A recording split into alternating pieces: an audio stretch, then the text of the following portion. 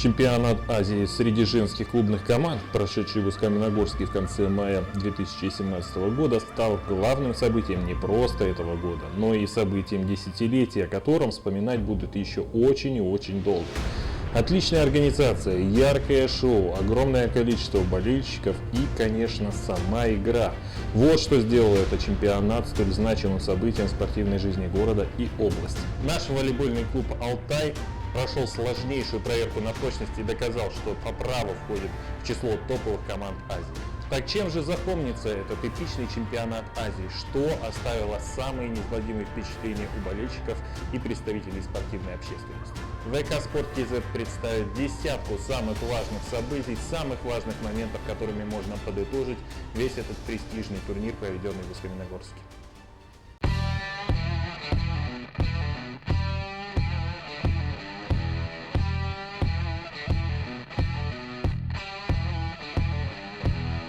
Итак, 10-я строчка нашего рейтинга. Сенсационная посещаемость матчей в Усть-Каменогорске. До этого нам не раз и не два приходилось слышать о том, что волейбол в Усть-Каменогорске не столь популярен и не имеет устойчивой аудитории. Скажите это тем 5000 болельщиков, которые штурмовали дворец спорта имени Бориса Александрова каждый игровой день, стараясь попасть на матчи Алтая. Впрочем, не только хозяева чемпионата собирали большое количество болельщиков. Несмотря на будние дни и разгар рабочего времени, люди приходили на все матчи. Благо, что пиар-компания этого первенства была просто запредельной. Какое количество средств бюджета было направлено на работу со СМИ, мы не знаем, но эти деньги были потрачены не зря. Кое у кого складывалось мнение, что за такой высокой посещаемостью стоит часто используемый властями и так знакомый многим административный ресурс с добровольно-принудительной массовкой. Но мы, как участники событий, можем смело утверждать, что на трибунах присутствовали самые настоящие болельщики, страстно переживавшие победы и неудачи нашей команды. С удовольствием баталии смотрели и сопереживали как самые взрослые горожане, так и приводимые родителями малыши. Немаловажным фактором, обеспечившим столь высокую посещаемость матчей, стал еще и бесплатный вход на все матчи. Чем ближе был финиш чемпионата, тем больше красок было на трибунах. Плакаты в поддержку команды, баннеры, аквагрим на лице фанатов, но отчаянные надписи «Забери меня в Японию» или «Продам гараж» еще долго будут вызывать улыбки у тех, кто побывал на трибунах. И лично у меня это вызывает самые радостные чувства. Хотелось бы, чтобы такая высокая посещаемость была еще и на матчах Алтая в национальной лиге. Тем более, что в следующем сезоне в национальной лиге будут выступать сразу две усть-каменогорские команды. 9-я позиция нашего рейтинга, которая порадовала не только волейбольных, но и хоккейных болельщиков. Это, конечно же, реконструкция и ремонт Дворца спорта и других спортивных объектов в Усть-Каменогорске. Дворец спорта имени Бориса Александрова не впервые принимает на своей площадке крупные волейбольные турниры. Здесь уже проводился Кубок президента Казахстана среди сборных команд. Однако такой реконструкции, как до организации чемпионата Азии, крупнейшая закрытая арена города не знала десятки лет. Были спилены все металлические конструкции, убраны заградительные стекла хоккейной коробки, убрано информационное табло, которое было довольно убогим. Вместо этого был установлен огромный экран, аналогов которому нет нигде в области. Отремонтирована и заасфальтирована парковка. Проработано освещение, чтобы работать и смотреть на волейболе было просто приятно. Кроме того, были затрачены просто колоссальные средства на ремонт едва ли не каждого помещения во Дворце спорта. В порядок были приведены и другие спортивные сооружения, где предполагалось ведение тренировочного процесса прибывшими сюда командами. Областной ФОК и Дворец единоборств тоже обрели более свежий вид благодаря прошедшему первенству. Таким образом, проведение домашнего чемпионата побудило чиновников решить инфраструктурные проблемы, которые накапливались годами. И хочется верить, что ими движет не только желание произвести впечатление на иностранных гостей. 8-я строчка нашего рейтинга достается похитительницам сердец мужской половины болельщиков, загадочным и прекрасным волейболисткам из Ирана, которые прибыли сюда в составе команды Сармае Банк.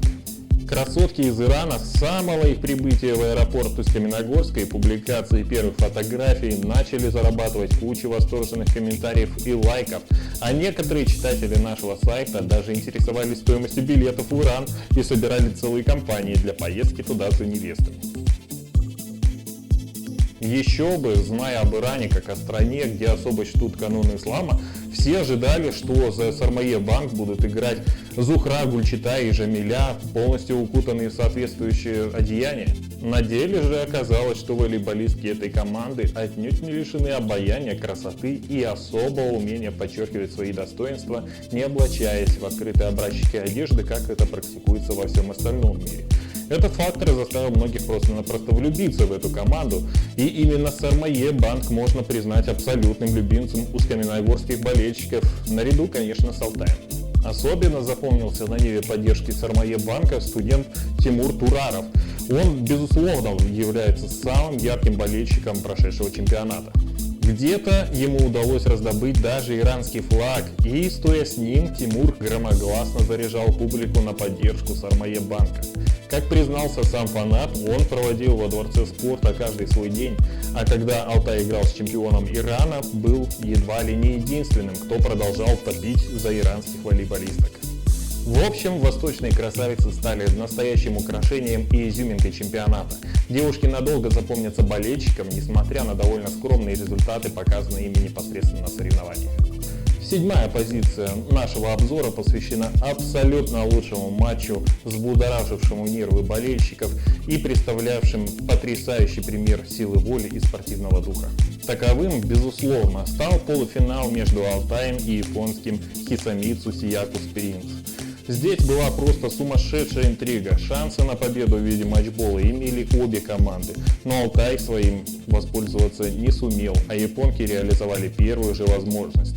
Здесь было и чудо начала матча в исполнении нашей команды, в ходе которого Матвеева сотоварищи просто прибили оппонента пушечными по силе атаками. Имела место быть и трагедия. Сначала Карины Ишимцевой, которая в четвертой партии получила травму на ровном месте, причем травму очень серьезную, а затем и трагедия Кристины Аниконовой. Центральная блокирующая Алтая стала автором золотого мяча, будучи воспитанницей усть-каменогорского волейбола в том памятном финале плей-офф чемпионата сезона 2015-16, когда реализовала матчбол в финале против ЖТСУ, принеся первую золотую медаль своему городу в истории. А через год, по сути, и ее же удар в матче против того же самого ЖТСУ решил все вопросы о чемпионстве в сезоне 2016-17. Но на чемпионате Азии именно от ее рук мяч ушел в аут на матчболе Хисамицу Сияку Спрингс. Вот так судьба сначала балует, а затем отнимает мечту.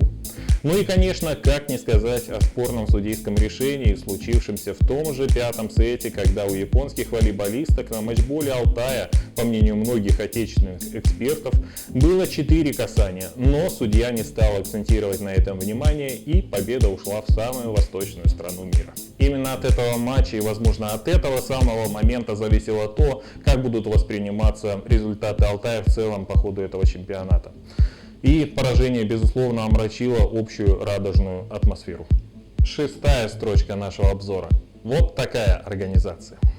По сути дела, Усть-Каменогорск доказал, что и в провинции могут и умеют организовывать события самого высокого уровня, и что, возможно, даже не стоит перезагружать обе столицы Казахстана подобными событиями. Те все равно не будут по достоинству оценены местными жителями. Начиная с момента встречи каждой из команд в аэропорту и заканчивая проводами, гости были абсолютно счастливы. Каждой из команд был предоставлен отдельный автобус, лучшие номера в лучших гостиницах города, а профессиональная работа каждого из 30 волонтеров избавила от различных мелких неприятностей. Но на первом праздничном ужине, который был назван «Вечером дружбы» и проходившем на площадке дорогущей резиденции «Остров», эмоции у всех били через край. В пляс шли даже очень закрытые официальные лица Азиатской конфедерации волейбола. Очень многие делегаты отмечали, что такого уровня организации они не видели нигде при проведении континентального первенства. Не нарадовались и болельщики, которые впервые почувствовали себя полноценными участниками события. Поцелуйные камеры, танцевальные камеры и камеры, выделявшие лучших болельщиков, то и дело заставали усть-каменогорцев врасплох, что приветствовалось абсолютно всеми обитателями трибун. Красивые девушки из группы поддержки, зазывалы, заводившие трибуны во время пауз в игре, бесплатные элементы болельщицкой атрибутики, раздаваемые на трибунах – все это давало ощущение большого спортивного праздника и стало отличной рекламой волейбола как вида спорта. Никаких проблем, никаких ошибок. Это полный успех. Вот так охарактеризовал наш чемпионат президент контрольного комитета AVC мистер Вэй Жижонг после окончания первенства. Поэтому жирная пятерка и респект организаторам. На пятой позиции разместился лучший клуб Азии Supreme из Таиланда. Supreme переводится с английского языка как «превосходный», «высший», и чемпион Таиланда это название оправдал с лихвой. У этой команды был безусловно один из самых звездных составов на континентальном первенстве. Волейболистки сборной Таиланда, такие как Плюнжит Тинкао и Апиньяпон Вилаван, легионер из США по фамилии Ман и черная жемчужина из сборной Сенегала Фату Диук сделали эту команду просто непобедимой на этом первенстве. Как ни странно, но единственной командой, которая едва не обыграла Supreme, стал именно Усть-Каменогорский Алтай. В противостоянии этих дружин на групповой стадии пришлось сыграть все 5 партий. Остальных оппонентов таиландки обыгрывали в 3-4 партиях. Многие говорили о том, что полуфинал между Алтаем и Хисамицу станет скрытым финалом, и кто победит, тот, скорее всего, и выиграет весь чемпионат. Но Supreme обыграл японок в финале настолько легко и непринужденно, что этот тезис был просто раздавлен. Что особенно важно, Supreme доказал, что выигрывать очень крупные турниры можно не только супервысокими, но и маленькими по стереотипным волейбольным меркам игроками. Именно в составе таиландского чемпиона статус MVP обрела диагональная Фату Диук. В общем, турнир превратился в самую настоящую таиландскую сказку. Ну а мы переходим к 4-му пункту нашего рейтинга, который достается замечательному трио из Алтая в составе Кристины Аникиновой, Саны Анакуловой и Инны Матвеевой. Несмотря на то, что наш волейбольный клуб не попал в число призеров, тем не менее без наград не остался. Особенно мы рады за Кристину Аникинову, которая стала первой в истории воспитанницей усть-каменогорского волейбола, что удостоилась победы в индивидуальной номинации на клубном чемпионате Азии. Кристина стала лучшим блокирующим турнира, и это звание было заработано ею по справедливости. Столь же справедливым было признание капитана нашей команды Инны Матвеевой лучшим доигровщиком чемпионата. Символично, что Матвеева тоже является нашей землячкой, ведь родилась она в Ридере. Отличную игру продемонстрировала и Сана Анакулова, которая наряду с Юнеской Роблес Батистой стала одной из главных забивал нашей команды. Но ей был вручен приз с очень неконкретной формулировкой – самому популярному игроку. Сана, безусловно, великий по нашим меркам игрок, но едва ли она сама поняла, за какое именно достижение ей был вручен этот приз, ведь никаких голосований среди болельщиков или чего-то иного в этом роде не проводилось вовсе. На церемонии награждения с китайской командой Тэнцзин Бухайбанк, занявшей 3-е место, случился небольшой конфуз. Этому коллективу был вручен кубок с надписью Second Runner Up, и, судя по выражению лиц волейболисток этой команды, они неверно истолковали значение этой надписи, которая буквально переводится как «второй участник соревнований, попавший в число призеров». Но дальше удивленных лиц и коротких смешков дело не дошло. Пусть не без небольшого конфуза, но церемония награждения получилась яркой и приятной в первую очередь для болельщиков, которые имели возможность, имели счастье увидеть своих знакомых девчонок на пьедестале почета чемпионата Азии. Первую тройку нашего обзора занимает неожиданная для многих неудача Алтая. По сути дела, ее основа была заложена именно руководством Алтая. В середине прошлого сезона владелец клуба и его же спортивный директор Должжан Уалханов пошел на открытый конфликт с главным тренером команды Бурханом Жанболатом, который привел нашу команду к золотым медалям чемпионата Казахстана Национальной лиги дважды. В итоге за бортом золотого успеха последнего сезона осталась супруга и один из ведущих игроков Олеся Сафронова. Ну и, конечно, потерялась та химия в команде, которая должна быть в нормальном коллективе. В итоге строить коллектив новому главному тренеру, речь о котором пойдет позже, пришлось всего за 2 месяца до старта самого значимого волейбольного турнира в истории Усть-Каменогорска. Представьте себе, что у вас есть курица, которая несет золотые яйца, но иногда она вас клюет, если ей что-то не нравится. Отрубите вы ей после этого голову? А Должжан Уалханов отрубил. Конечно, сказались на итоговом результате и травма Карины Ишимцевой, и сильные стороны оппоненток, и судейский фактор в 5-й партии полуфинала. Но работу с командой, в том числе и на этом международном турнире, должен был вести Бурхан Жанболат. И именно это стало самым большим провалом менеджмента Алтая, который он только мог допустить. В Вторую строчку завоевала, если, конечно, можно так выразиться, главная надежда и главное разочарование чемпионата Йована Бракочевича. Одна из самых ярких звезд мирового волейбола, вице-чемпионка Олимпийских игр 2016, обладательница многочисленных наград самого высокого ранга на клубном и индивидуальном уровнях. И это чудо Алтай сумел заполучить в свои ряды аккурат перед стартом чемпионата Азии. Об этом не писал только ленивый, а Досжан Уалханов перед стартом первенства заявил, что благодаря этому приобретению об Алтае узнал весь мир. Ну а чуть позже весь мир узнал, насколько недальновидным оказался волейбольный клуб «Алтай», делая это приобретение. Еще на предматчевой разминке ее пушечные удары с оханьем и аханьем рассматривались болельщиками. Но первый же сет стартовой игры турнира против Тайвань Пауэр показал, что король на самом-то деле голый. Набрав всего 4 очка за весь матч, Бракочевич попросила замену и ушла с площадки. В дальнейшем она появлялась в составе лишь эпизодически, а в матчах плей-офф не выходила вовсе. В итоге за весь турнир она не добыла для команды и десятка результативных баллов. Это, конечно, не то, чего ждали от такого дорогостоящего приобретения. Показательно, что чуть позже Бракочевич заинтересовался казанский клуб «Динамо», но в итоге от сделки там отказались, не наступая на те грабли, которые не заметил на своем пути Алтай. Надеемся, что такой результат надолго отобьет у руководства нашего клуба покупать за баснословные деньги котов в мешках.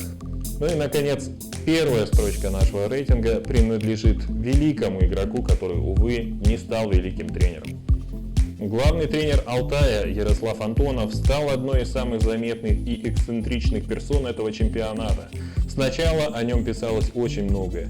Действительно, великий в прошлом игрок, вице-чемпион Олимпиады в Сеуле 1988 года, лучший волейболист мира 1987 года вполне мог бы стать достойной заменой Бурхана Жанболата, если бы не одно «но». Как тренер Ярослав Антонов так и не дал возможности говорить о себе в восторженных тонах ни до, ни после чемпионата Азии. Ярослав Антонов – специалист, который до этого момента никогда не работал главным тренером в женской команде. Никогда до этого он не имел и опыта противостояния азиатским женским клубам. Ну а казахстанских игроков он не знал вообще. Времени же на подготовку к чемпионату у него было не просто в обрез, а катастрофически мало. С таким количеством минусов с задачей не справился бы даже Николай Карполь. Но там, где Карполю не хватало бы информации, он бы компенсировал эмоциональностью. А в этом отношении Ярослав Антонов уступит даже Терминатору. Его речи никогда не изобиловали эмоциями, что в женском коллективе, где эмоции преобладают над разумом, техникой и опытом, смерти подобно. И если в полуфинале против Хисамицу дополнительно подстегивать игроков не приходилось, то в матче за третье место именно эмоциональная опустошенность не позволила волейболисткам Алтая показать свою игру, а зарядить севшие батарейки Антонов был просто не способен. На послематчевой пресс-конференции по итогам встречи за бронзовые медали Антонов проявил еще одну негативную черту своего характера – психологическую неустойчивость. С пресс-конференции он просто сбежал, ссылаясь на то, что на душе у него скребут кошки, а сотрудники Федерации волейбола Казахстана не могут организовать пресс-конференцию на нормальном уровне. Извините, но за такими мужчинами девушки не идут, а тем более опытные игроки. Стая очень сильных волков, но без вожака просто не способна на то, чтобы свернуть горы. Вот таким, на наш взгляд, получился этот чемпионат. С небольшой грустной ноткой в концовке, но тем не менее первенство удалось на славу. Волейбольные гурманы со всей Азии получили от него несказанное удовольствие, а Усть-Каменогорск поднял планку его проведения до очень серьезных высот. Друзья, пишите, что вам больше всего понравилось и, конечно же, не понравилось на прошедшем чемпионате. Делитесь своими соображениями и эмоциями. А также подписывайтесь на наш канал, группу в социальных сетях и, конечно же, заходите на наш сайт. Там еще много чего интересного о спорте, ну и не только. Ссылки на все внизу. С вами был Алексей Кубанов, ВК Спорт КЗ. Пока!